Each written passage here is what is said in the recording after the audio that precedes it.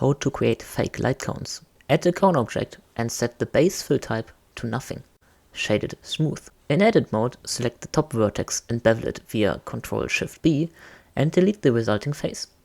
This will later make it appear as if the light cone is emitted from an area rather than a point light.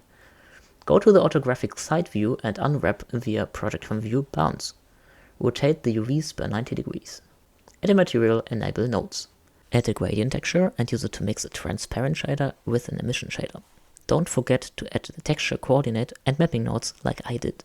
To have a nice smooth fall off, add a math node after the gradient texture and set it to logarithm. Set the first value to 0.999. Add a layer weight node, set it to 0.005 and have the facing output subtracted by the logarithm node. Duplicate your light cone and scale down the end loop. Select the outer cone and also scale down the UVs to make it appear darker.